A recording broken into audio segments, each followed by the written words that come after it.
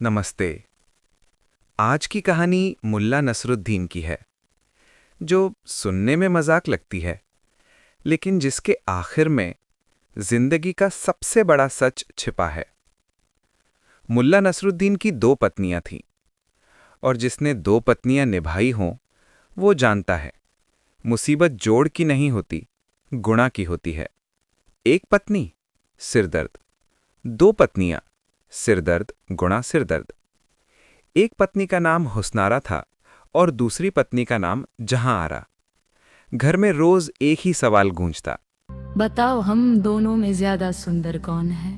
मुल्ला जवाब देता, तुम दोनों एक दूसरे से ज्यादा सुंदर हो। ये जवाब सुनने में कूटनीतिक था, लेकिन स्त्रियां कूटनीति पर भरोसा नहीं करतीं।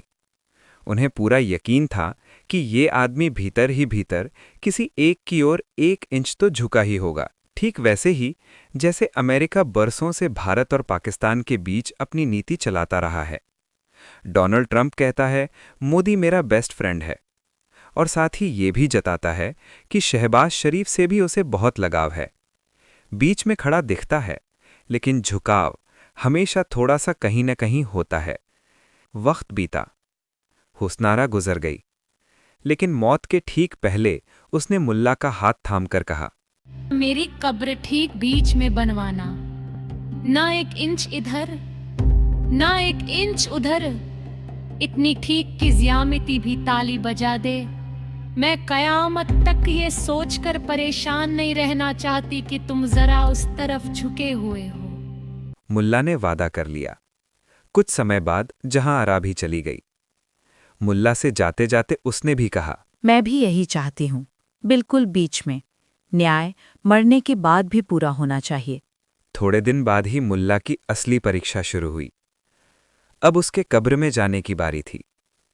उसने कब्र बनाने वाले से कहा, मेरी कब्र दोनों के बीच में बनाना, लेकिन बस जरा सी जहारा बेगम की तरफ झुकी हुई। उसने कहा, हुजूर, मैं दो मरी हुई आत्माओं को कष्ट नहीं देना चाहता। कब्र सीधी बनेगी, कोई झुकाव नहीं। मुल्ला ने गहरी सांस ली और फुसफुसाते हुए कहा, ठीक है, बस मुझे भीतर करवट लेकर लिटा देना, जहां आरा बेगम की तरफ। सीधा लिटाया तो मेरी आत्मा तड़पती रहेगी। बीच में होना बड़ा कठिन है। मन हमेशा चुनाव चाहता है, पक्ष चाहता है। सदियों पहले तथागत बुद्ध ने भी यही कहा था, मध्यमा पतिपदा, मध्यम मार्ग। बुद्ध ने कहा, वीणा के तार इतने न कसो कि टूट जाएं, और इतने ढीले भी न छोड़ो कि संगीत ही न निकले। न अति भोग न अति त्याग, बस बीच में रहो। लेकिन मुल्ला की ये कहानी हमें एक और गहरे रहस्य की ओर ले जाती है। अक्सर हम मध्य को भी एक पक्ष बना लेते हैं। हम बीच में खड़े होने का अहंकार पाल लेते हैं। मगर सच ये है कि जब तक आप संसार को छोड़कर परमात्मा को चुन रहे हैं, तब तक आप चुनाव ही कर रहे हैं। और जहां चुनाव है, वहां मन है, और जहां मन है, वहां द्वैत है। परमात्मा उसे मिलता है जिसने सारे चुनाव छोड़ दिए हों, जो न हुस्नारा का है न जहां आरा का, जो बुद्ध के मध्यम मार्ग पर चलते चलते इतना शांत हो गया है कि अब वो बीच में भी नहीं खड़ा, बल्कि सबके पार चला गया है, जैसे आकाश, जो न धूप का पक्ष लेता है न छांव का। वो बस है। यही बुद्ध की परम शून्यता है, और यही मुल्ला का करवट बदलना। लेकिन रुकिए, यहां एक बहुत गहरा मजाक छिपा है। मुल्ला ने समाधान नहीं निकाला, उसने हमें आईना दिखा दिया। मुल्ला का करवट लेना दरअसल उसकी हार है, और हमारी भी। बुद्ध का मध्यम मार्ग कोई कूटनीति नहीं है। वो कोई मैनेजमेंट नहीं है कि बाहर से बीच में खड़े हो जाएं और भीतर किसी एक तरफ झुके रहें। मुल्ला का ये करवट लेना हम पर एक तमाचा है। ये बताता है कि हम कितने भी बड़े धार्मिक चोले ओढ़ लें, हमारी रूह के किसी अंधेरे कोने में एक करवट दबी ही रहती है।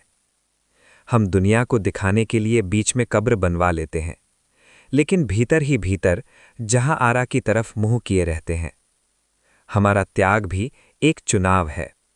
बुद्ध कहते हैं, मुक्ति तब नहीं जब तुम बीच में खड़े हो जाओ।